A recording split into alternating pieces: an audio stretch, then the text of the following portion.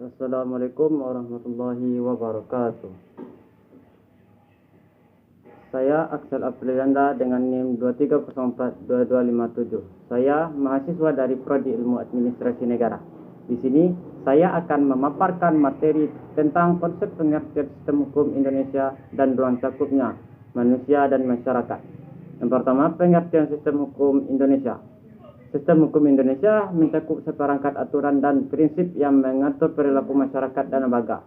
Ini termasuk hukum pidana, perdata, tata usaha negara, dan hukum agama. Dua ruang cakupan sistem hukum Indonesia terbagi atas tiga. Yang pertama, hukum perdata. Hukum yang mengatur hubungan antar individu, organisasi, dan badan hukum, serta hukum keluarga. Yang kedua, hukum pidana. Undang-undang yang menetapkan sanksi untuk perilaku kriminal seperti pencurian, kekerasan, dan narkotika. Hukum agama termasuk aturan untuk umat beragama seperti Islam, Kristen, Hindu, Buddha, dan kepercayaan lainnya. Peran manusia dalam sistem hukum Indonesia. Yang ada tiga. Yang pertama, menciptakan peraturan. Manusia berperan dalam membuat dan merevisi undang-undang serta aturan yang mengatur kehidupan sosial di Indonesia. Yang kedua, menghormati hukum. Adalah tugas manusia untuk mematuhi hukum dan menjalani proses hukum yang ada di Indonesia. Yang ketiga, berkontribusi dalam perubahan hukum.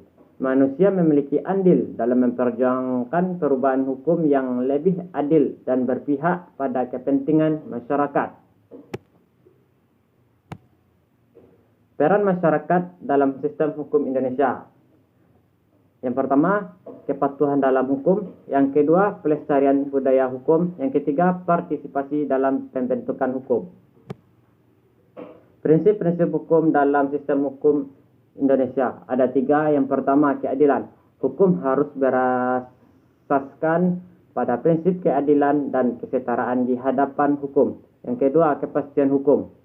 Prinsip bahwa hukum harus jelas, dapat diprediksi, dan konsisten. Yang ketiga, kemanfaatan bagi masyarakat. Hukum harus bermanfaat bagi masyarakat secara keseluruhan. Sumber-sumber hukum di Indonesia. Yang pertama, sumber hukum primer. Tertuang dalam Undang-Undang Dasar 1945 dan peraturan perundang-undangan lainnya. Sumber hukum sekunder meliputi aturan turunan dari undang-undang dan peraturan pemerintah. Proses pembentukan hukum di Indonesia. Ada tiga.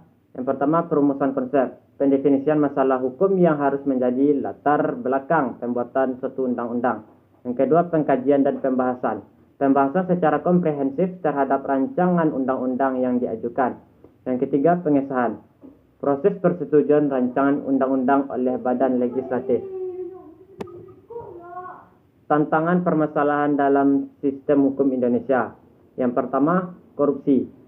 Tingginya tingkat korupsi berdampak negatif pada penegakan hukum dan keadilan di Indonesia.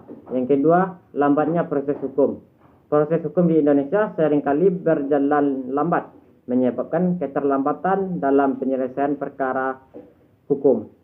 Yang ketiga, ketimpangan akses hukum. Ketimpangan akses terhadap penegakan hukum membawa ketidakadilan bagi sebagian masyarakat.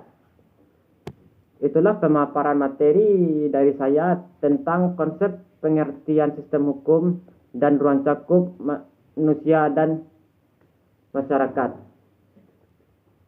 Sekian dari saya. Kalau ada salah dan dari tutur kata, saya mohon maaf. Saya tutupi. Wabillahi taufiq wal hidayah. Wassalamualaikum warahmatullahi wabarakatuh.